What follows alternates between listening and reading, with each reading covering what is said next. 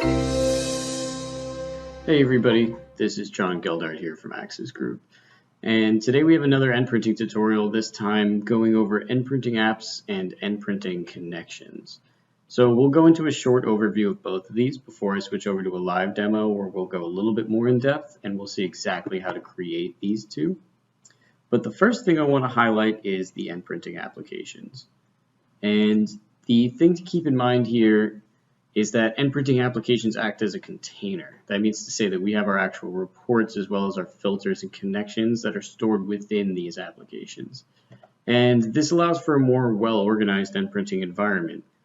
We can group our related reports, our related connections, and all of our related filters and keep them separate from other NPrinting applications. Be this by department, be this by job function, etc. The other aspect we're going to be going over today are NPrinting connections. These are pretty straightforward. They're just the connections between NPrinting and the actual ClickSense or ClickView application. And what's actually happening here is once we set up these connections, and we'll go through in the live demo, it'll make a little bit more sense, but you're going to target it towards a specific app, and then we can pull data or objects from that specific ClickSense app and then deposit it into an NPrinting report.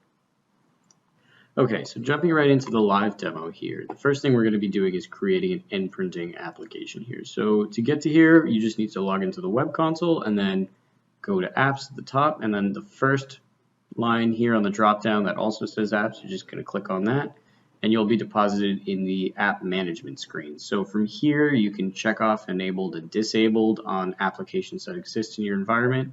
And you can also edit and delete existing applications from this settings wheel on the right. But what we're going to do here is we're going to create a new app from scratch.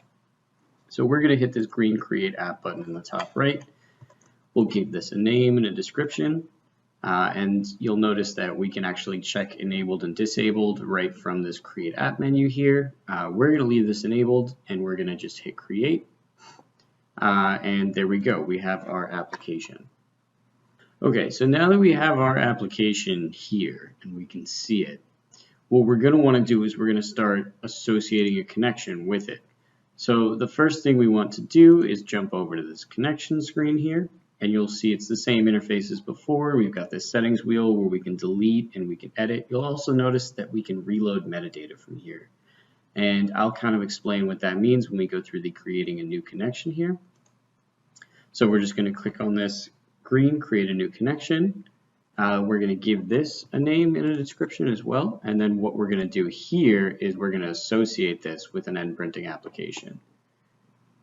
So from here, you can see I selected Test App YouTube, which was the application we just made. And we're going to connect to a ClickSense environment. And from here, you're going to enter in the proxy address for your ClickSense environment, as well as the application ID. And then you have some options here, such as apply sense app theme when it's going to be imported. You can associate an identity with it to connect to it. This is more for authentication. You can also apply section access for reports. And then on the ClickView side, you'll see that you can use a local document path if you're able to reach it locally. You can also use the QVP address, which is more of a server address, and the same thing for the cluster here with the cluster ID.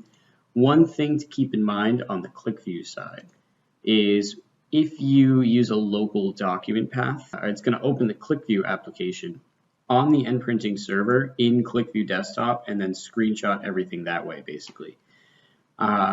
If you want to be using the resources from your ClickView machine, which we typically recommend, you're going to want to use QVP pathing, in that you're going to actually open the application up on the ClickView server, and that can help with resources.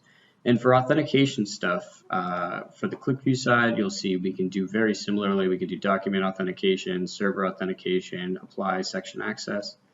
And this should be for most of these. You'll see very similar authentication options. Okay, so just skipping ahead a little bit, I've added in our proxy address and our app ID and identity for the connection here. And what I'm actually going to do is run a verification just to show you what it looks like when we're trying to connect. And what this will do is it'll allow us to see it go through each individual step and see if the connection breaks at any point. So things such as, is the Sense App ID available? We could see if this came up with a red X, we would know where it's broken. We would know to just come up here and check the Sense App ID. Other options in here are going to be send email notification when metadata reload finishes. So if we go ahead and create this, you'll notice the first thing that it does is, and if we go up to task executions, you'll notice the first thing that it does is rebuild the connection cache for this. So what it's doing is it's reaching out to that ClickSense application, taking a screenshot of everything that it needs and loading it into the cache. One way that you can do this manually is by going to the connection itself. So here we can see our connection was successful. The connection status is updated in the menu here, and from the settings wheel on the right, we can also see that if we wanted to manually reload the metadata ourselves again, we could have just clicked here. And the other way to do that is to open this application and we can reload the metadata from up here. And that's about it for NPrinting apps and connections. So if you guys have any good ideas for future videos, please feel free to leave them down in the comments below, and have a good day.